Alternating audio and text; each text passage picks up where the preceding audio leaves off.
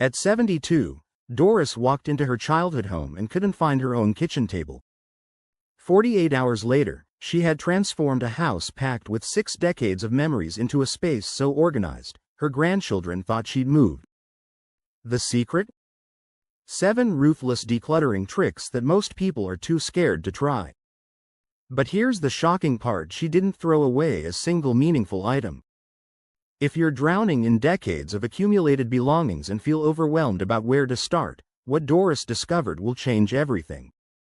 These aren't your typical organizing tips, they're psychological warfare against clutter, and they work faster than you ever imagined possible.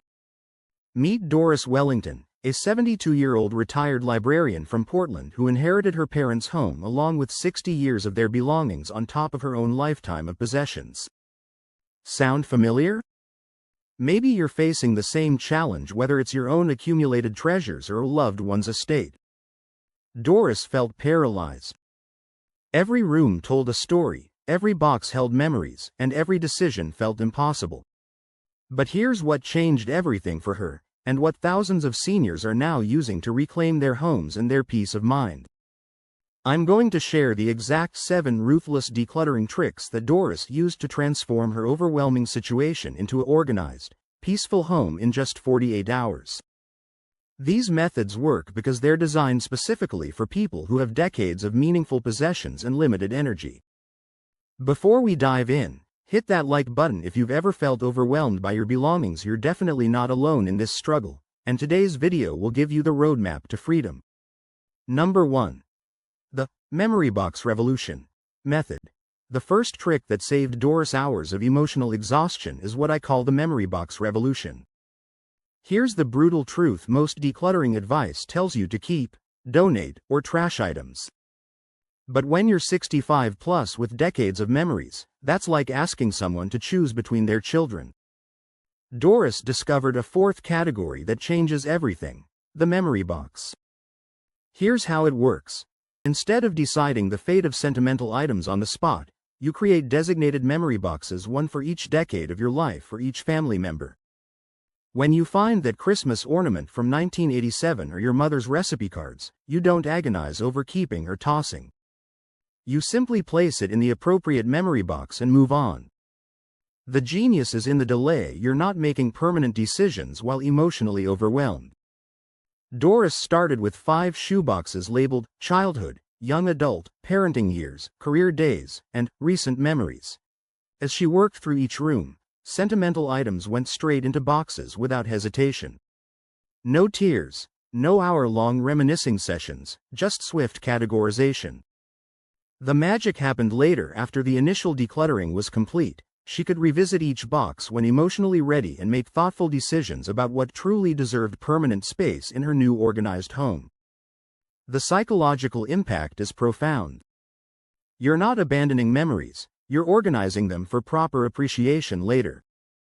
Doris found that 60% of items in her memory boxes weren't as precious as she initially thought once removed from the emotional context of decluttering. The remaining 40% became her most treasured possessions, properly displayed and appreciated. What made this ruthless? Doris set a strict rule: only 1 memory box per category, and once full, nothing else could enter without something coming out. This forced prioritization without the emotional weight of immediate disposal. Have you ever spent an entire afternoon looking through one photo album when you meant to clean a closet? Tell us in the comments. We've all been there. Number 2. The 48-hour rule for questionable items. The second trick that accelerated Doris's progress was implementing the 48-hour rule for items that made her hesitate. Here's the problem most seniors face. We encounter hundreds of maybe items, things we're not sure about keeping or donating. Traditional advice says to trust your gut, but when you're dealing with decades of possessions, your gut gets decision fatigue fast. Doris created a maybe zone in her garage, a designated area for items that didn't have immediate clarity. But here's the ruthless part. Everything in the maybe zone had exactly 48 hours to prove its worth. If she didn't actively retrieve an item within 2 days, it automatically went to donation. No second guessing, no negotiations with herself. The psychology behind this is brilliant. Most items we hesitate about are things we haven't used or thought about in months or years. If we can survive 48 hours without them while actively decluttering and reorganizing our lives, we clearly don't need them. Doris discovered that 85% of her maybe zone items never got retrieved and she never missed them. But here's what made this system foolproof. She kept a simple notebook by the maybe zone entrance. Every item that went in got logged with the date and time. She could quickly scan the list each morning to see what was about to expire and make conscious decisions about retrieval. This eliminated the anxiety of forgetting about something important while maintaining the ruthless efficiency of the system. The 48-hour rule also worked for larger items. That exercise bike she'd been meaning to use? Maybe zone. The china cabinet taking up space but never used? Maybe zone. The key was trusting the process. If these items were truly important to her current life, she'd naturally reach for them within 48 hours. If not, someone else could benefit from them. Doris later told me this rule taught her the difference between attachment and usefulness. She realized she was attached to many things that served no useful purpose in her current life. The 48-hour deadline forced honest evaluation without the luxury of indefinite postponement. What items are sitting in your home right now that you haven't used in the past month? I bet you can think of at least 3. Number 3. The one-touch decision system. The third ruthless trick that prevented Doris from getting stuck in analysis paralysis was the one-touch decision system. Here's what typically happens during decluttering. You pick up an item, think about it, put it down, pick it up again later, think some more, and repeat this cycle dozens of times. Each touch wastes precious energy and emotional bandwidth. Doris implemented a strict rule. Every item could only be touched once during the initial decluttering phase. The moment she picked something up, she had to immediately place it in one of 4 designated areas: keep, donate, trash, or memory box. No setting it aside for later consideration, no creating subcategories, no exceptions. This sounds simple, but it's psychologically ruthless because it forces immediate decision-making.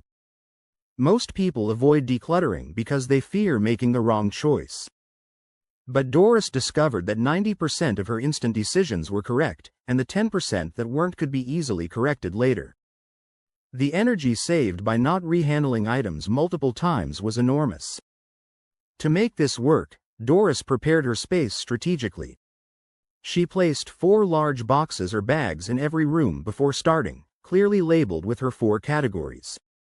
She also set a timer for focused 20-minute sessions short enough to maintain decision-making sharpness, long enough to build momentum. During each session, she moved systematically through one area, touching each item exactly once. The breakthrough moment came when Doris realized that her fear of making wrong decisions was keeping her trapped in clutter. She'd rather live surrounded by items she wasn't sure about than risk donating something she might someday want. The one-touch system forced her to confront this fear and discover that very few decluttering decisions are truly irreversible or life-changing. The physical act of immediately placing items in designated areas also created visual progress that motivated continued action. Instead of rooms that looked the same after hours of sorting, Doris could see her keep pile growing smaller and her donate pile growing larger. This visual feedback reinforced that the system was working and maintained her momentum through challenging emotional moments. The most surprising benefit? Decision-making became easier with practice. Like strengthening a muscle, Doris found that her ability to make quick, confident choices improved dramatically by the second day. Items that would have paralyzed her on Monday were instantly categorized by Tuesday. Have you ever spent 20 minutes deciding whether to keep one item? Comment below you're not alone in this struggle. Number 4. The reverse inventory strategy. The fourth trick that revolutionized Doris's approach was the reverse inventory strategy, and this one surprised even me. Instead of deciding what to get rid of, she decided what to keep first. This mental shift changes everything about how you approach decluttering. Here's how it works. Before touching a single item, Doris walked through each room and created a list of everything she truly needed and used regularly. Kitchen. 1 set of dishes, 3 pots, 2 pans, basic utensils. Bedroom. Seasonal clothes that fit well, comfortable bedding, essential furniture. Living room. Favorite chair, functional coffee table, entertainment essentials. That's it. The ruthless part? Everything not on her essential keep list was automatically considered for removal. Instead of justifying why items should go, she had to justify why they should stay. This flipped the emotional burden completely. Rather than feeling guilty about letting go of items, she felt empowered by consciously choosing what deserved space in her life. Doris discovered that most people approaching decluttering start with the assumption that everything currently in their home belongs there. But after decades of accumulation, this assumption is often wrong. The reverse inventory forced her to question every possession and prove its current value in her life. The practical application was methodical. In her kitchen, she identified 20 essential items she used weekly. Everything else, the duplicate gadgets, specialty tools used once a year, chipped dishes kept, just in case, went into the donation pile. Her kitchen went from overwhelming to functional in 3 hours because she wasn't debating the value of each item. She was simply removing everything that wasn't on her essential list. This strategy worked particularly well for clothes. Doris identified 30 pieces that made her feel confident and comfortable, including shoes, accessories, and seasonal items. Everything else, regardless of cost or memories, was considered surplus. She ended up donating 70% of her wardrobe and felt liberated rather than deprived. The psychological breakthrough was realizing that keeping fewer items actually increased her enjoyment of what remained. When everything in her space was chosen deliberately, she felt more satisfied with her possessions than when she owned 3 times as much. Quality of curation became more important than quantity of items. The reverse inventory also revealed how much space and mental energy was being consumed by items she didn't actually want or need. Doris found herself maintaining and organizing things she never used simply because they were there. Once she removed the excess, caring for her remaining possessions became effortless rather than burdensome. What would make your essential keep list for your bedroom? I bet it's shorter than you think. Number 5. The Emotional Decoy Technique. The 5th ruthless trick that helped Doris overcome emotional attachment was the emotional decoy technique. This might sound manipulative, but it's actually a compassionate way to work with your psychology instead of against it. Here's the problem. When we're emotionally attached to items, rational decluttering advice doesn't work. You can't logic your way out of feelings. Doris discovered that her biggest obstacle wasn't the items themselves, it was the fear of losing memories or disappointing deceased loved ones. So instead of fighting these emotions, she created emotional decoys, ways to honor the sentiment without keeping the physical items. For her mother's china that she never used, Doris took high-quality photos of the complete set, including close-ups of the delicate patterns. She created a beautiful photo album titled Mom's Treasures and kept one special teacup as a representative piece. The photos preserved the memory and beauty of the complete set, while the single teacup provided a tangible connection. The rest went to a young couple who would actually use and appreciate the china. The ruthless genius of this approach? It acknowledged that the emotional value was real and important, but separated it from the physical storage burden. Doris realized she wasn't attached to owning all the items, she was attached to not losing the memories and connections they represented. She extended this technique to other categories. Her father's tool collection became a photo documentation project, with detailed shots of his workshop and favorite tools, plus one special hammer she kept as a keepsake. Her children's artwork became a digital archive, with one special piece from each child framed and displayed. Her extensive book collection became a reading journal documenting favorite quotes and memories from each book, with only current favorites remaining on the shelves.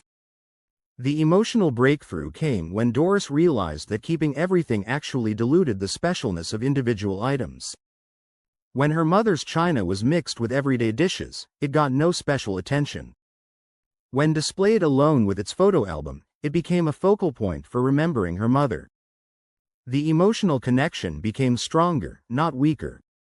This technique also helped with guilt about letting go of gifts.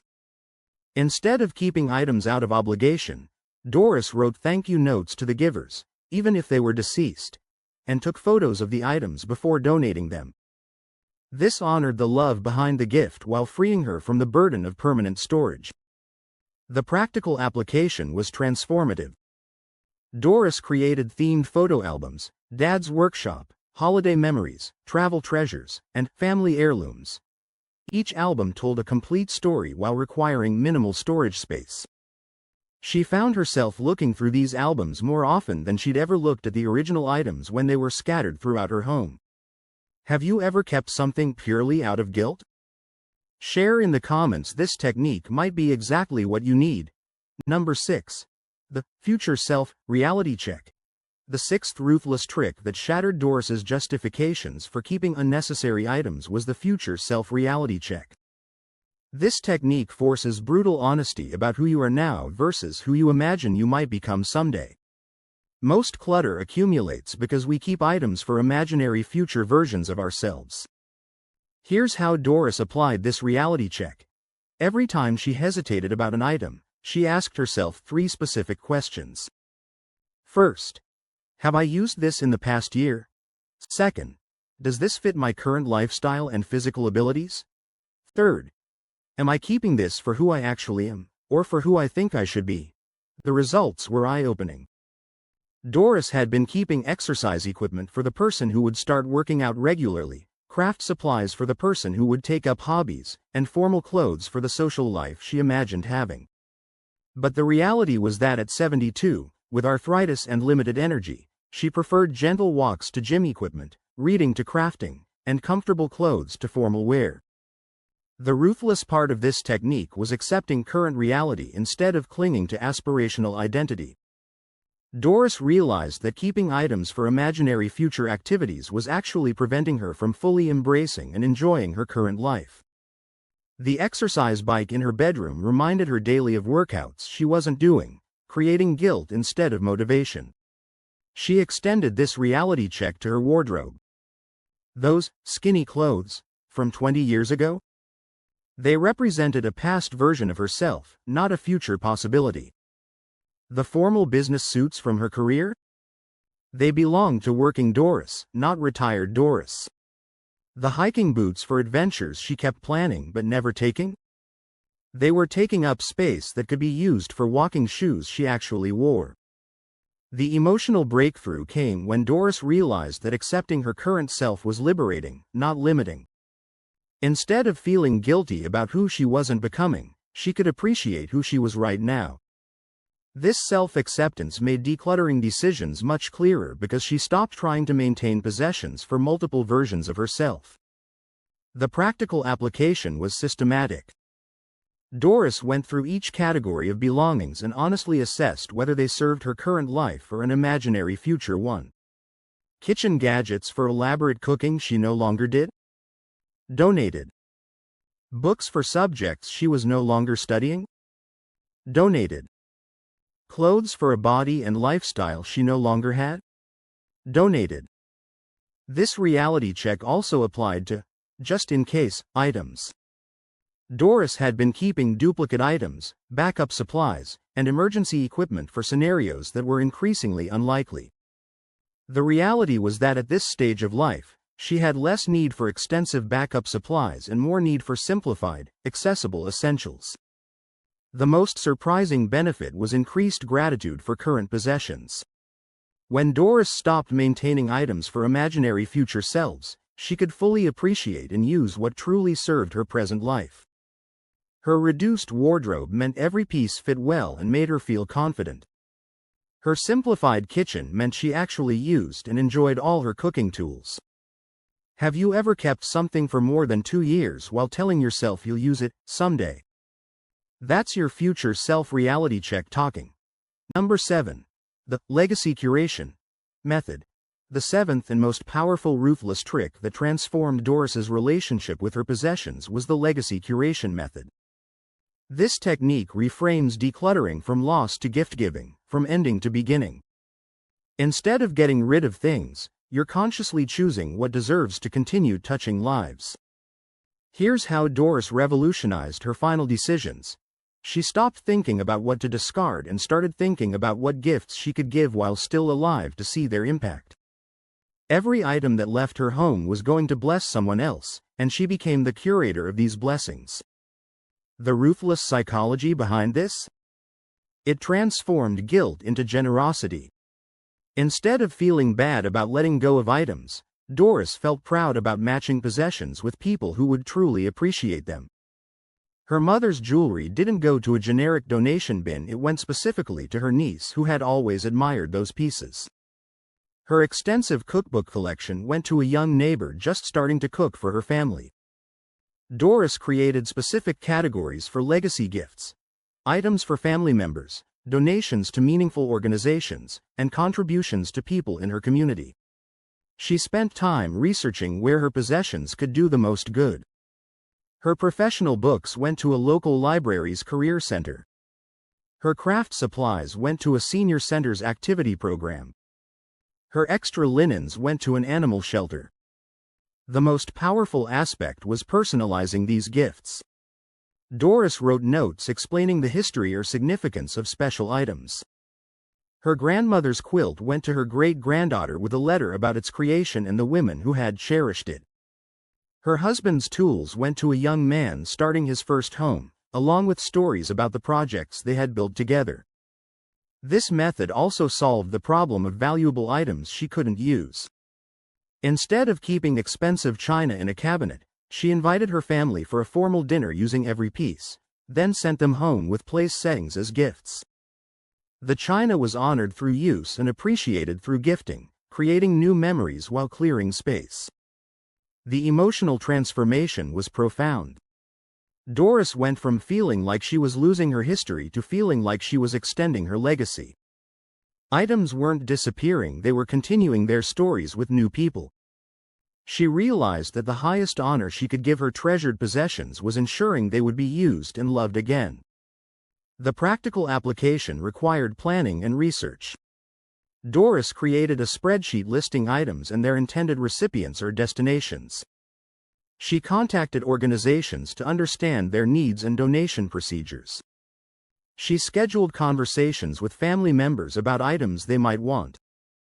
This advanced planning made the final distribution efficient and meaningful. The legacy curation also created opportunities for connection. Giving away her items while alive allowed Doris to share stories, see people's joy in receiving gifts, and know that her possessions were truly appreciated. She discovered that the joy of giving while present was far greater than the theoretical satisfaction of keeping items for eventual inheritance. The most unexpected benefit was how this method attracted help. When family and friends learned that Doris was thoughtfully curating gifts rather than just getting rid of things, they became eager to assist.